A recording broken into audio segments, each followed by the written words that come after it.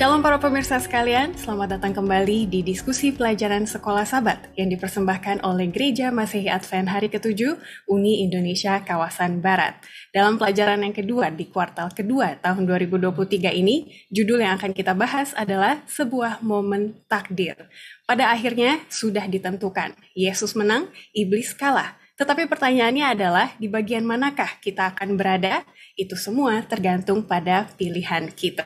Tapi Yesus tidak meninggalkan kita sendiri. Pilihan kita akan dipengaruhi oleh pekabaran-pekabaran yang Dia berikan untuk memperingatkan kita supaya masuk ke dalam jalan yang benar sampai pada akhirnya. Itulah yang akan kita bahas mulai memasuki Wahyu 14 dengan topik besar pekabaran 3 malaikat. Untuk membahas semuanya ini, kita akan menyambut kedatangan dari Pendeta Sony Situmorang, Direktur Komunikasi Uni Indonesia Kawasan Barat, dan juga Pendeta Max Lucky Tinenti, Direktur Komunikasi Kalimantan Wilayah Barat. Shalom Bapak Pendeta sekalian.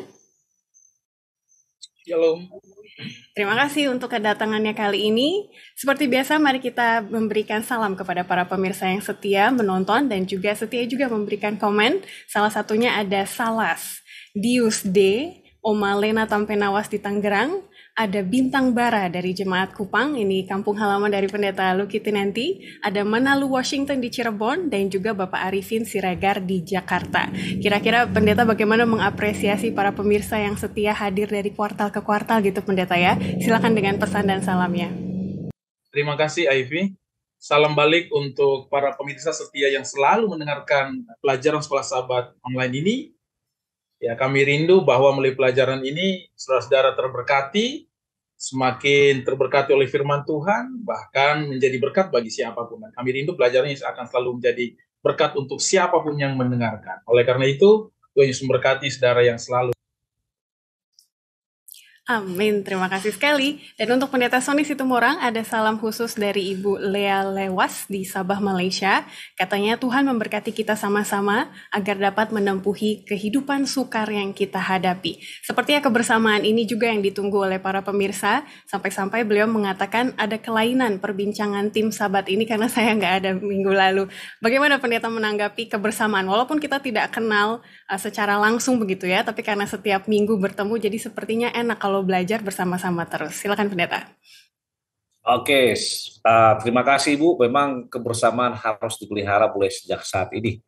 Karena nanti di surga kita akan bersama selama-lamanya Ibu ya. Walaupun kita tidak kenal wajah, tapi iman kita, kemudian kepercayaan kita menyatukan kita. Dan saya percaya untuk menjadi berkat, karena kita sudah berkati, maka Ibu pun akan boleh mengajak orang lain untuk menyaksikan acara ini melalui share. Dia punya link. Ibu, terima kasih. Dan memang minggu lalu Ivy tidak ada, dan juga kita rekam baru hari Jumat. Karena apa? Karena ya memang agak sedikit hektik. Tapi puji Tuhan, masih ada sempat kita siapkan. Terima kasih Ibu, Tuhan berkati. Terima kasih. Ajakan juga kepada kita semua untuk like, subscribe, komen, dan juga share video ini supaya menjadi lebih banyak berkat lagi kepada orang-orang lain. Sebelum Pendeta Lucky Tinenti akan berdoa, saya bacakan terlebih dahulu ayat intinya yang terdapat di dalam Wahyu 14 ayat 14 dan 15.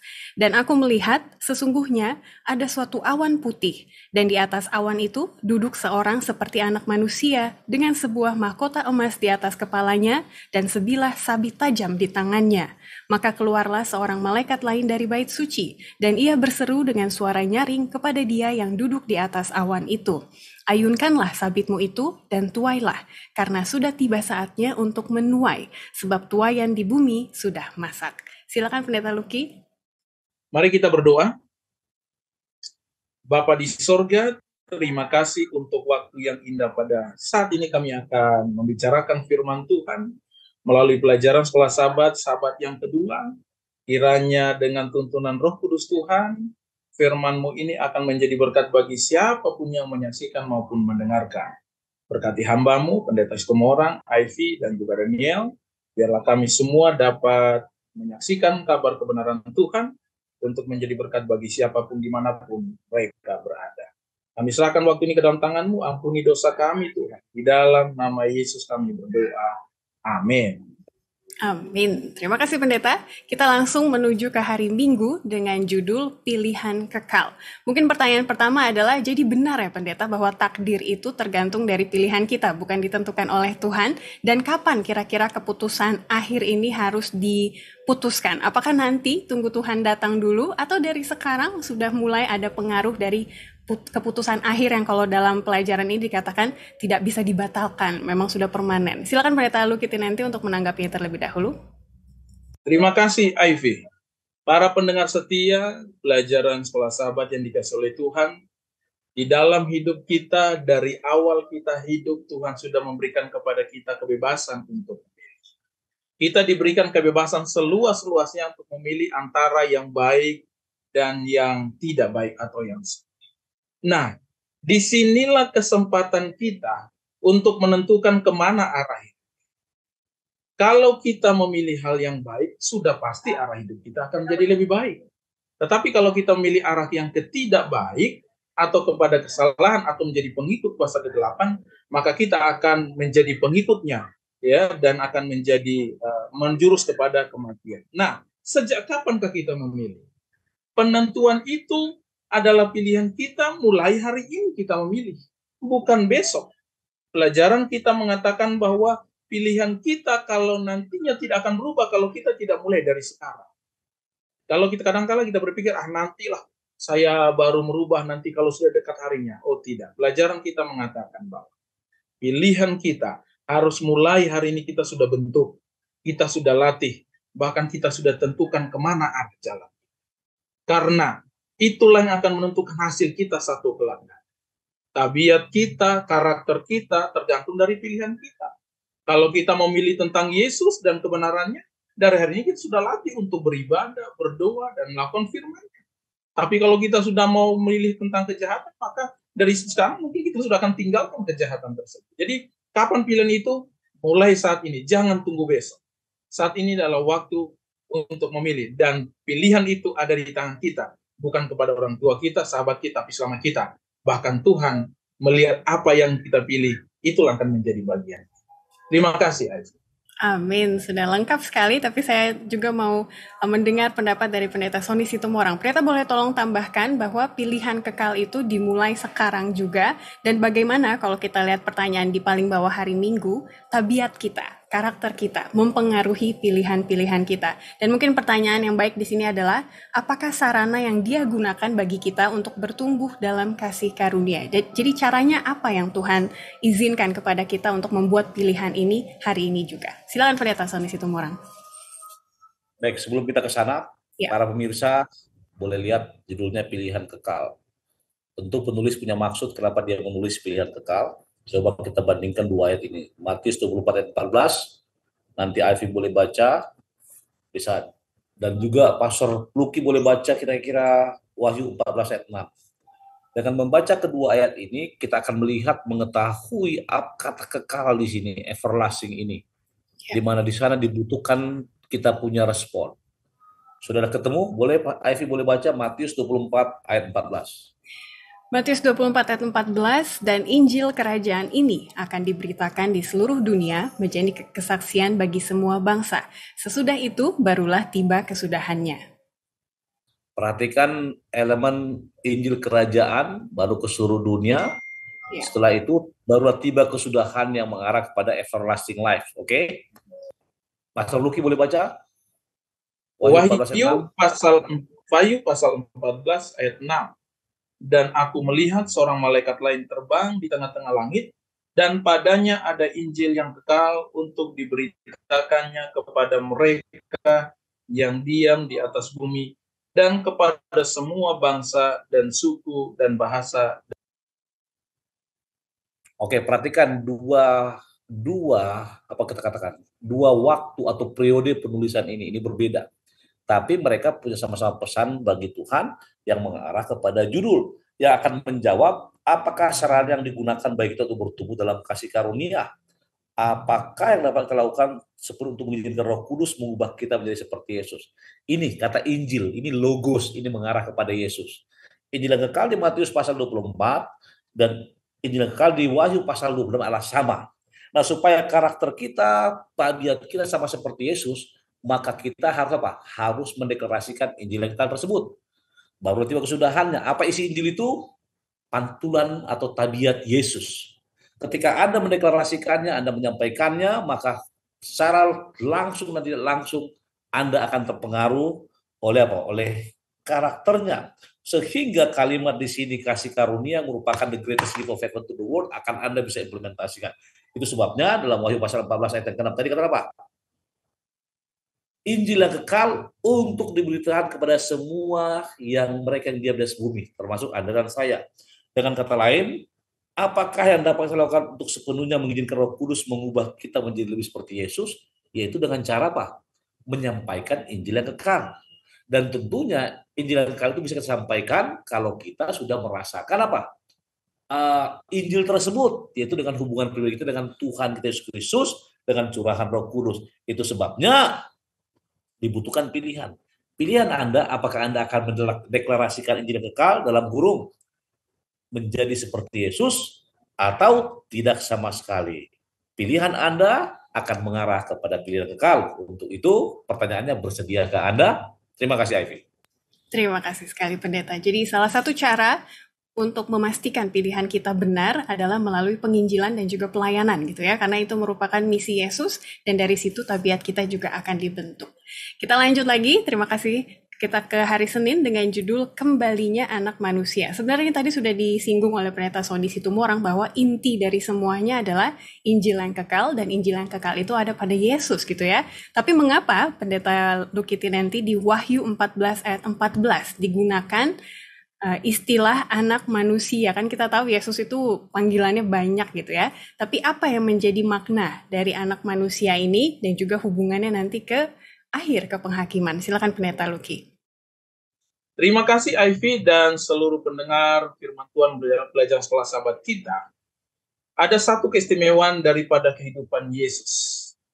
Yesus adalah Allah yang pernah ada di dunia ini, mengalami penderitaan manusia, hidup di tengah-tengah manusia, mengalami pencobaan-pencobaan, bahkan apa yang dialami oleh manusia, dialami oleh Yesus. Oleh karena itu, gelar anak manusia memang cocok kepada Yesus, oleh karena Yesus pernah ada di dunia bersama dengan manusia.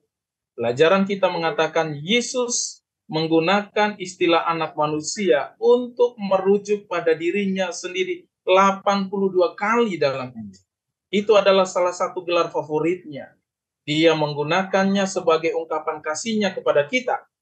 Oleh karena dia adalah juru selamat yang memahami kita, memiliki pengalaman dicobai, dan yang telah melewati pencobaan-pencobaan kita. Dan dia adalah anak manusia yang akan datang untuk membawa kita pulang ke rumah. Bahkan Yesus yang datang untuk kita adalah Yesus yang sama, yang hidup di antara kita. Dan Yesus memenuhi syarat untuk menebus kita, karena dia menjadi salah satu dari antara kita. Bahkan Yesus menang daripada iblis. Oleh karena itu Yesus lahir disebut manusia, karena memang dia sama, dia hidup dengan manusia, dia ada di tengah manusia, dia rasakan penderitaan manusia, bahkan dia menebus manusia dengan kematian. Itu sungguh luar biasa. Jadi gelar anak manusia ini adalah gelar yang istimewa untuk Yesus, untuk menunjukkan bahwa dia pernah ada di dunia dan bersama dengan manusia. Terima kasih, Ivy. Terima kasih sekali Pendeta. Jadi itulah spesialnya kita di mata Yesus gitu ya, bahwa di akhir, momen akhir dia akan mengingat bahwa kita juga manusia dan manusia bisa menang gitu karena dia sudah menang melawan dosa. Pendeta Sony Situmorang boleh tolong tanggapi atau tambahkan juga boleh, bagaimana kemanusiaan Kristus inilah yang akan menjadi satu pengharapan bagi kita untuk menang sampai pada akhirnya begitu. Silakan Pendeta. Baik, terima kasih. Kemanusiaan Yesus Kristus menjadi satu pengharapan kita untuk menang pada akhirnya. Iya. Oke, baik, terima kasih. Ivy dan juga para pemirsa, ingat ya, apa kata manusia man itu itu mengarah kepada Adam. Dalam Alkitab kata man itu tidak mengarah kepada gender. Man itu mengarah kepada manusia, atau dalam bahasa Ibrani-nya Adam atau Adamah, yang artinya apa? The son of red earth. Jadi karena Adam yang pertama, di Alkitab juga dikatakan ada Adam yang pertama telah jatuh, maka ada Adam yang kedua. Itu sebabnya Tuhan gunakan uh, istilah panggilan anak manusia, anak dari keturunan Adam. Dan kalau sudah lihat Kejadian pasal 3 juga, maka sangat jelas dikatakan di sana bahwa keturunan perempuan ini akan meremukkan kepalamu dan keturunan ular ini akan mematuk apa? Tumitnya. Ini sangat sinkron, ini sangat berhubungan. Intinya adalah bagaimana anak manusia ini untuk kemanusiaannya menjadi satu pengharapan bagi kita, sangat benar.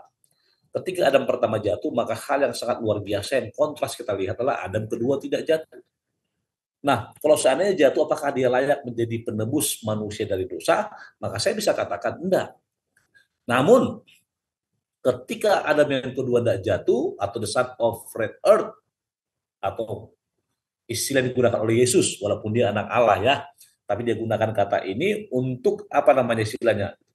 Kalau saya bisa bilang dalam bahasa kita mungkin kontekstualisasi, ya, karena Allah itu baru bisa dikenal, baru bisa berdiam di bumi kalau dia menyerupai anak manusia. Itu sebabnya dalam buku Wahyu juga, Wahyu pasal 14, ayat 14, perhatikan kalimatnya, dikatakan, dan aku melihat sesungguhnya ada suatu awan putih, dan di atas awan itu duduklah seseorang, seperti anak manusia yang merefer kepada Adam. Lalu apakah dia bisa menjadi pengharapan kita? Tentu bisa, Ivy. Kenapa? Ingat Yohanes 3:16 saya sudah dibaca, for God so loved the world, so he gave the only begotten son, so that whoever believe in him shall not be perished, but have an eternal life. Artinya anak. Saya juga mau singgung sedikit, kata anak ini, anak yang dikasih, ini untuk menyatakan betapa besarnya kasih Allah. Intinya sebenarnya lama-lama, ketika Anda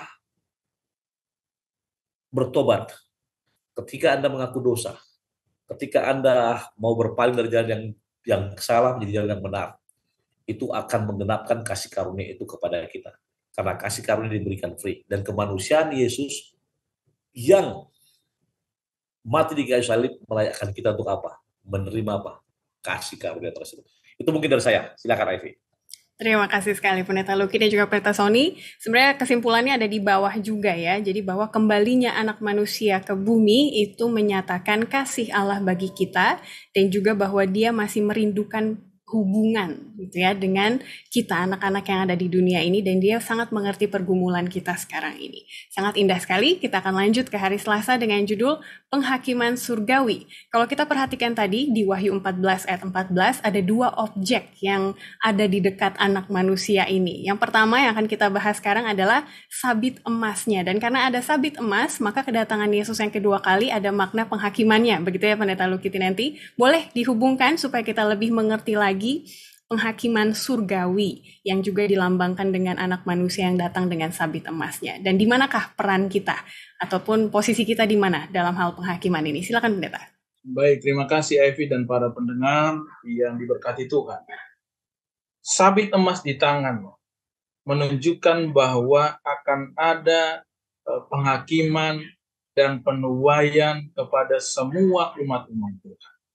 Nah, kalau di dalam pelajaran kita di dalam Daniel pasal 7, kalau kita baca di situ, ada orang yang berdiri berlaksa-laksa, bahkan ada kitab yang dibuka, dikatakan dalam pelajaran kita, menunjukkan bahwa akan ada pengadilan yang terjadi kepada semua bangsa, semua orang.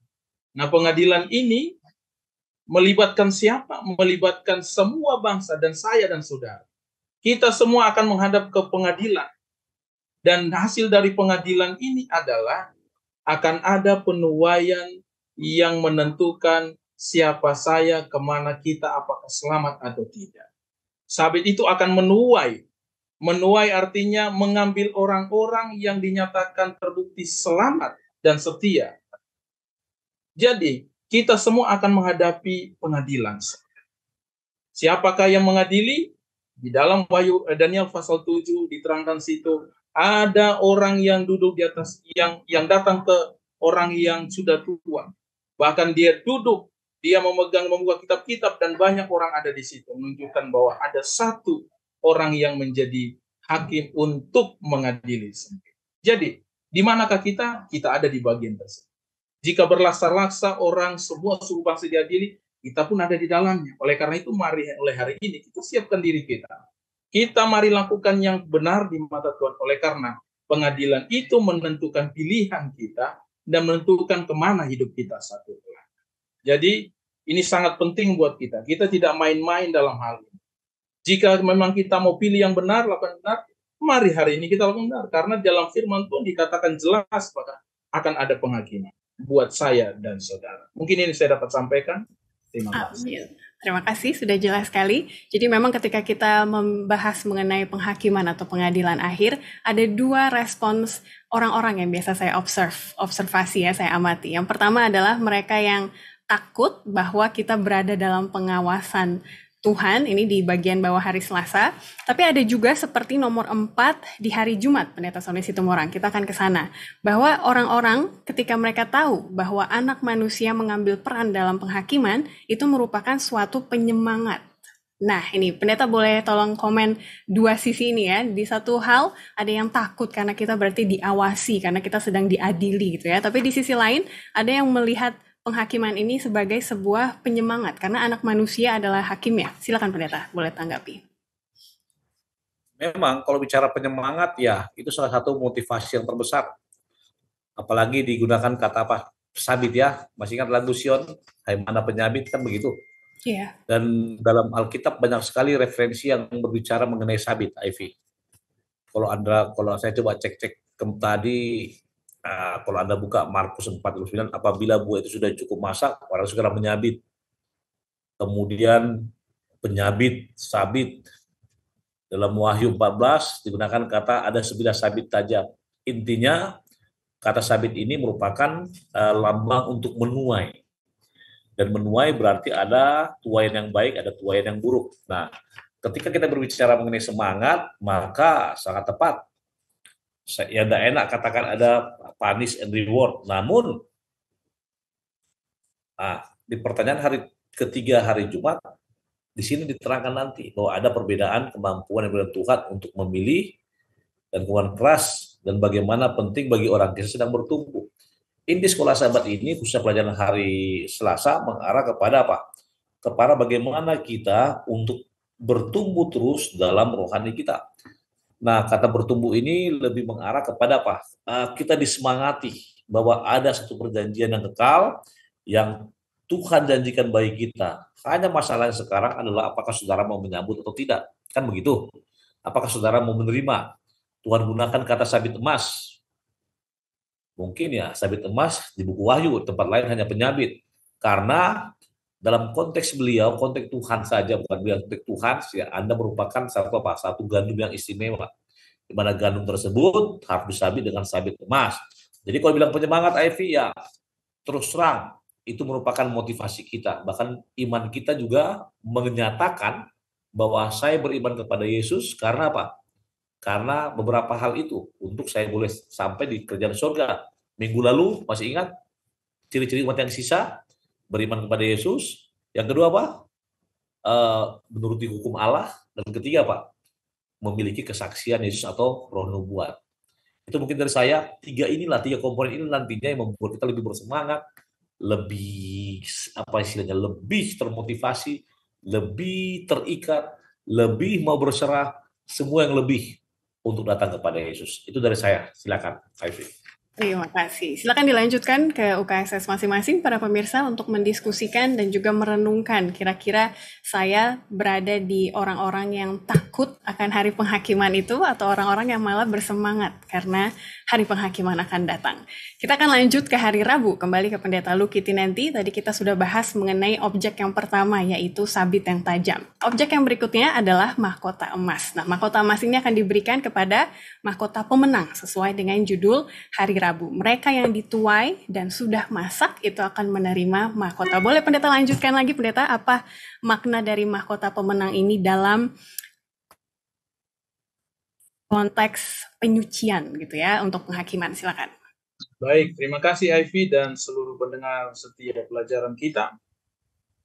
Mahkota, kalau kita bicara mahkota yang dikenakan oleh orang-orang tertentu, apalagi pembesar atau kerajaan. Apalagi di atas itu mahkota emas, artinya menunjukkan satu kemuliaan, satu keagungan yang disematkan kepada orang tersebut. Nah, Di dalam pelajaran kita dikatakan mahkota pemenang. Mahkota yang disematkan kepada Yesus dulu. Waktu Yesus di dunia adalah mahkota bukan emas, tetapi mahkota duri. Mahkota duri yang melambangkan satu rasa malu, ejekan, bahkan kehinaan, di mana dia ditolak oleh manusia. Tetapi berbanding terbalik dengan apa yang Yesus akan dapatkan waktu dia datang yang kedua kali. Jika datang pertama kali dia mendapatkan caci maki, ya, ejekan, bahkan hal yang hina. Tapi pada saat kedatangan yang kedua, Yesus dimahkota oleh mahkota emas, keagungan dan kemuliaan yang menunjukkan satu kehormatan dan kemenangan yang didapatkan oleh Yesus atas apa yang sudah Yesus lakukan. Nah, bagi saya dan saudara, kita punya kesempatan untuk menang dan mendapatkan mahkota yang sama. Kita sekarang sedang berlomba dalam satu pertandingan hidup menuju kepada kemenangan satu kelak nanti. Kita sedang berjuang di dunia ini atas setiap kehidupan dosa kita, perjuangan kehidupan iman kita, bahkan kita menderita sebagaimana Yesus menderita di dunia ini. Tapi ingat, sebagaimana Yesus mendapatkan mahkota sebagai lambang kemuliaan dan kehormatan, maka satu kelak nanti kita pun akan mendapatkan hal yang sama.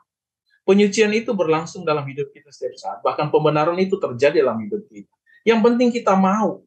Tapi kalau kita tidak membuat pilihan yang benar untuk menyerahkan diri kita, bahkan disucikan dan dibenarkan, kemungkinan satu kali nanti bukan mahkota yang kita dapatkan, tetapi kematian yang kita dapatkan. Jadi, mahkota pemenang ini akan diberikan kepada kita sebagaimana Yesus mendapatkan mahkota tersebut. Yang penting adalah kita mau setia, tetap berserah kepada Tuhan, bahkan mau melakukan yang terbaik, karena penuaian itu sebentar lagi akan terjadi. Ya, Wahyu 14 ayat 15 dan Markus 4 ayat 26 sampai 9 adalah satu gambaran tentang petani yang akan menyabit. Dikatakan bahwa sudah mau matang, sudah mau hampir dituai. Siapakah mereka? Ya kita. Kita apakah sudah matang kita iman kita? Apakah kita sudah siap menerima penuaian itu? Mari kita siapkan diri kita, karena Yesus sudah siapkan mahkota emas, mahkota kehidupan, mahkota kemenangan. Terima kasih, Evi. Terima kasih Pendeta, memang unik sekali dalam mengilustrasikan konsep penyucian ataupun pertumbuhan rohani, maka digunakan ilustrasi pertanian gitu ya dengan tuhan-tuhan ini. Mungkin bagi saudara-saudara yang punya pengalaman bertani, hidup di kampung, maksudnya tidak di kota besar gitu ya, lebih mengerti hal ini daripada mungkin beberapa orang yang hidup di kota besar. Nah, Pendeta Sony Situmorang berbicara mengenai pertumbuhan benih Injil. Ini kita mau mengarah ke pertanyaan pertama di hari Jumat. Apakah hubungan antara diselamatkan oleh kasih karunia dan bertumbuh dalam kasih karunia dalam konteks Wahyu 14? Karena mungkin beberapa orang berpikir kalau kita bisa bertumbuh berarti ada usaha dong yang kita lakukan gitu ya. Dan kalau sudah ngomongin usaha nanti dikira orang itu diselamatkan bukan karena kasih karunia lagi gitu. Jadi boleh tolong Pendeta perjelas kembali mengenai pentingnya pertumbuhan benih Injil ini walaupun kita sudah diselamatkan oleh kasih karunia. Silakan Pendeta. Baik, sebelum saya jawab, Ivy tolong baca paragraf 5, Rabu, dengan bertunasnya. Satu paragraf ya. Ya. Dengan bertunasnya benih itu melukiskan permulaan dari kehidupan rohani dan pertumbuhan dari tanaman itu adalah gambaran yang elok mengenai pertumbuhan kerohanian. Seperti dalam alam, demikian pula dalam rahmat. Tidak akan ada kehidupan tanpa pertumbuhan. Tanaman itu harus tumbuh atau mati. Sebagaimana pertumbuhannya itu sunyi dan tidak diketahui, tetapi terus-menerus, demikianlah perkembangan kehidupan kerohanian. Pada setiap tahapan perkembangan hidup kita bisa sempurna, namun jika maksud Allah dipenuhi bagi kita, akan ada kemajuan yang tetap. Penyucian adalah pekerjaan seumur hidup. Manakala kesempatan-kesempatan kita bertambah banyak, pengalaman kita semakin luas dan pengetahuan kita bertambah. Diselamatkan oleh kasih karunia dan bertumbuh oleh kasih karunia. Ini merupakan pertumbuhan, bahkan dengan jelasnya dikatakan demikian juga kerohanian kita. Dan rohani bertumbuh itu merupakan indikator bahwa kasih karunia kita dan kita akan diselamatkan oleh kasih karunia tersebut. Saya rasa para pemirsa dengan kutipan ini sudah menjawab pertanyaan tadi. Itu dari saya, Ivy. Terima kasih. Terima kasih. Jadi para pemirsa jangan juga lupa untuk melihat pertanyaan-pertanyaan yang ada di hari Jumat gitu ya, karena itu akan memotivasi kita untuk lebih mengerti paragraf-paragraf yang ada dari hari ke hari. Terima kasih Pendeta Sony sudah melihat jawabannya dengan jelas. Kita lanjut ke hari Kamis dengan judul Setiap Benih Menghasilkan Tuaian. Ini tadi sudah dimention oleh Pendeta Sony bahwa tuaian itu ada yang baik, ada yang buruk gitu ya. Yang baik dikatakan di sini sebagai tuaian berwarna keemasan, tetapi yang buruk itu menjadi panen anggur berdarah. Dan kalau kita di bagian yang panen anggur berdarah, maka bagaimana itu Pendeta Lukiti nanti nasibnya gitu ya. Di sini kalau kita lihat ada dikaitkan dengan Wahyu 14 ayat 17-20 mengenai kilangan yang besar, yaitu murka Allah. Jadi kalau kita ada di bagian yang satu lagi yang Allah tidak kehendaki, apa yang akan terjadi? Silakan Pendeta Luki. Terima kasih, Ivy. Saudara-saudara yang dikasihi oleh Tuhan, di dalam kehidupan kita akan hanya ada dua tuaian, itulah pelajaran hari Kamis katakan. Biji berwarna keemasan melambangkan orang benar, dan panen berdarah mewakili yang tidak benar atau yang hilang. Kedua tuaian sudah masak dan sepenuhnya, dan setiap benih yang ditabur sudah masak sepenuhnya, dan harus dituai. Nah, ada berita sukacita, Bang. Bagi mereka orang-orang benar, tuaian itu akan menjadi kabar sukacita oleh karena mereka akan mendapatkan keselamatan. Orang-orang benar itu akan mendapatkan kehidupan. Itu menjadi satu kabar sukacita yang diumpamakan dengan keemasan, ya, melambangkan warna keemasan. Tetapi kabar yang kurang menyenangkan ada bagi mereka yang tidak setia kepada Tuhan, yang salah memilih, yang salah menggunakan hak pilih, bahkan tidak berubah dari waktu ke waktu dalam kehidupan mereka. Mereka akan mendapatkan panen anggur berdarah. Panen anggur berdarah ini ya merupakan satu berita kesedihan di mana bukan kehidupan tetapi kematian yang akan terjadi. Dan ini sebenarnya yang tidak kita inginkan dalam hidup kita, ya. Tidak kita inginkan dalam hidup kita. Jadi batu kilangan besar itu akan menjadi bagian kita, yaitu murka Allah.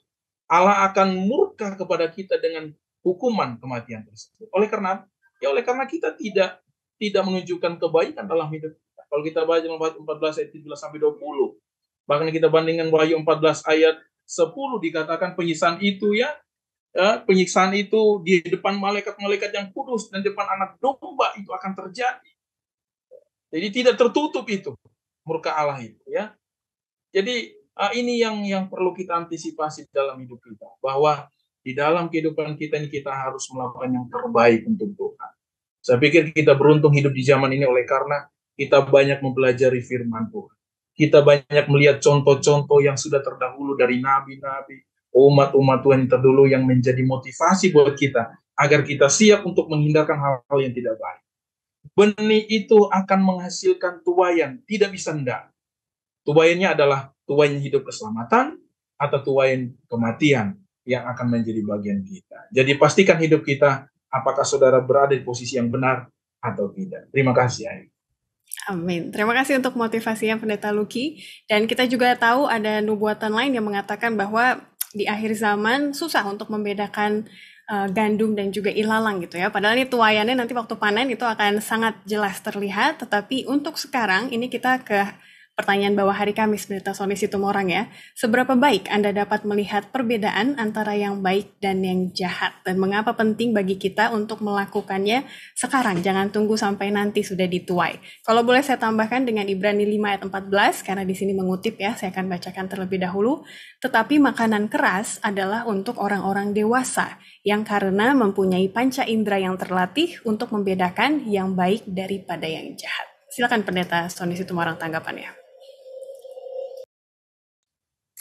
Baik, istilah makanan keras yang buat orang dewasa itu boleh merupakan suatu indikasi bagi pribadi yang mempunyai rohani yang lebih kuat ya dibandingkan yang lain. Namun ketika ada pertanyaan dari penulis pelajaran yang merupakan seorang pengkhotbah terkenal, Mark Finley, seberapa baik Anda dapat melihat perbedaan antara yang baik dan yang jahat? Mengapa penting bagi kita untuk melakukannya? Ingat, salah satu barometer atau indikator bagi kita untuk boleh melihat mana yang baik dan jahat itu adalah hukum Allah. Oke. Dengan melihat hukum Allah, maka kita mengetahui di mana kesalahan. Nah, kemudian Tuhan berikan kepada kita kasih karunia. di mana kita juga mengetahui hukum moral. Ya, hukum moral itu merupakan apa? Satu manifestasi daripada kasih Yesus, kasih Tuhan kepada kita. Nah, bahkan ada satu kalimat di paragraf terakhir. Mungkin Ivy boleh baca paragraf terakhir, alam semesta. Alam semesta akan melihat dalam diri umat Allah sebuah nubuatan kebenaran yang mungkin tidak ada generasi sebelumnya yang pernah menyaksikannya. Berbeda dengan kebenaran Kristus yang dinyatakan dalam umatnya, alam semesta akan melihat hasil penuh dari pemberontakan terhadap Allah. Kejahatan, dosa, dan pelanggaran hukum akan ditampilkan sepenuhnya di hadapan manusia dan malaikat. Perbedaan antara yang baik dan yang jahat, benar dan yang salah, kepatuhan dan ketidaktaatan akan terlihat jelas bagi seluruh alam semesta, baik bagi manusia maupun malaikat.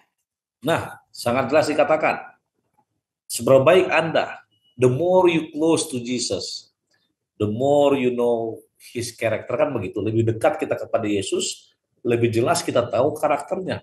Dan lebih dekat, lebih jelas kita tahu karakternya, maka seperti pelajaran sahabat pertama, Yesus menang dan iblis kalah, maka Anda ketika Anda sudah mengikuti 3 hal itu, menjadi the remnant umat yang sisa, beriman kepada Yesus, menurut hukum Allah, dan satu lagi apa? Memiliki kesaksian tentang Yesus, maka Anda akan mengenal karakter siapa yang Anda ikuti. Sudah jelas dalam konteks ini, karakter iblis merupakan karakter jahat. Anda bisa dibaca di paragraf keempat. Namun ketika Ivy baca paragraf terakhir, maka dengan jelas di bagian akhir dikatakan perbedaan antara yang baik dan yang jahat, yang benar dan salah, kepatuhan dan ketidakpatuhan akan sangat jelas dilihat oleh manusia atau oleh gandum tersebut, yaitu Anda dan saya. Pertanyaannya, lihat judul atas pada hari Kamis, setiap benih menghasilkan tuaian. Oke, setuju.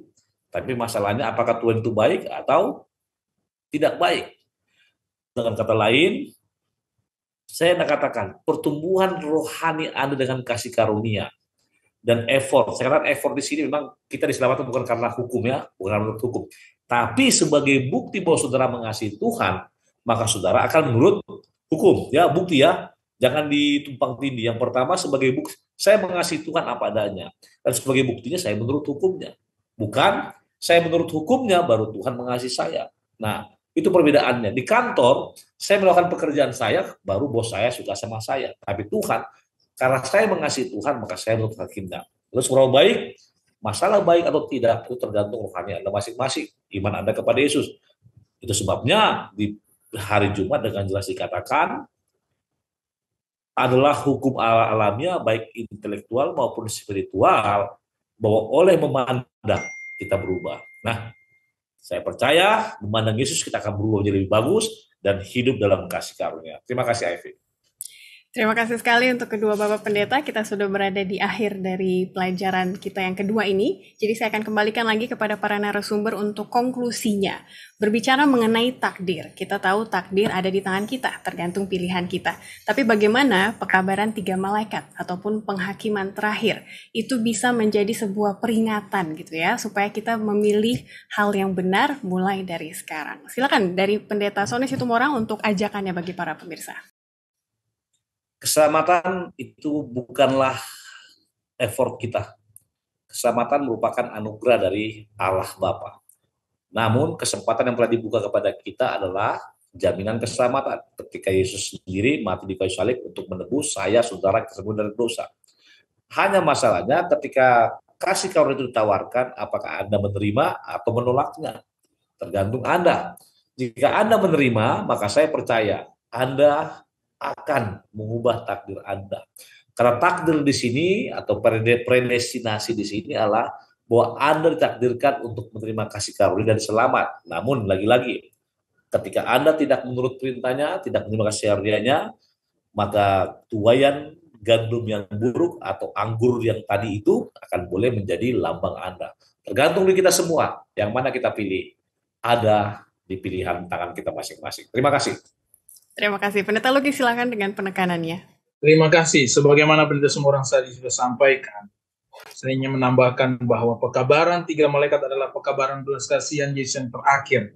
Bersyukur kita mempunyai pekabaran 3 malaikat ini. Pekabaran belas kasihan yang kembali mengingatkan kita bahwa sesungguhnya saya dan saudara ditakdirkan untuk selamat. sesungguhnya kita akan selamat. Tetapi sayangnya jika kita tidak menggunakan kesempatan ini sebaik mungkin dalam hidup kita. Pengabaran 3 malaikat mengarahkan kita agar kita percaya kepada Yesus, bukan kepada diri kita atau kepada yang lain. Maka jika hari ini kita masih bergantung kepada diri kita, bahkan kepada yang lain, mari kita berbalik. Mari kita arahkan pandangan kita, kebenaran kita kepada Yesus yang menyelamatkan. Oleh karena Yesus sebenarnya siap untuk menyelamatkan kita. Jangan rubah takdir itu, tapi biarlah kita tetap dalam takdir kita untuk diselamatkan bersama dengan Yesus. Terima kasih. Terima kasih. Semoga para pemirsa seperti saya juga merasa sangat dikuatkan untuk menjalani hidup pada akhirnya gitu ya. Dan juga karena tidak ada pertanyaan dari episode yang kemarin, jadi saya akan tunggu kembali dan juga ajak para pemirsa untuk menyampaikan pendapat maupun pertanyaannya supaya itu bisa kita tanggapi secara langsung di episode yang mendatang. Untuk menutup pertemuan kita, saya undang kembali Pendeta Sony Situmorang untuk berdoa bagi pemirsa. Baik, mari kita berdoa. Terima kasih Tuhan untuk pelajaran yang indah, terima kasih untuk kebersamaan, terima kasih untuk pencerahan yang diberikan kepada kami, untuk boleh melihat dari sisi kami sebagai manusia, di mana posisi kami, bagaimana kami dihakimi, apakah kami akan tumbuh di gandum yang baik atau yang tidak. Bapa, arahkan kami dengan tuntunan Roh Kudus Tuhan, sehingga kami boleh menerimanya. Berkati hamba-Mu, Pendeta Luki, demikian juga Ivy, serta Daniel di belakang layar, khususnya para pemirsa yang menyaksikan acara ini. Berkati mereka Tuhan dalam keluarga mereka, dalam rohaninya, dalam pekerjaan mereka, bahkan dalam setiap pergumulan mereka. Dengarkan doa kami, kami akan berdoa. Amin. Amin. Terima kasih untuk pelayanan Pendeta Luki Tinenti dan juga Pendeta Sony Situmorang. Semoga bisa bertemu di kesempatan berikutnya. Dan bagi para pemirsa sekalian, sebenarnya yang kita bahas 2 minggu terakhir ini baru pembukaannya saja. Karena mulai minggu depan, baru kita akan menyelidiki secara terperinci apa isi dari pekabaran 3 malaikat tersebut. Yang kita yakini dapat menguatkan kita untuk memilih pilihan-pilihan yang baik. Sampai bertemu lagi, Tuhan memberkati kita semua.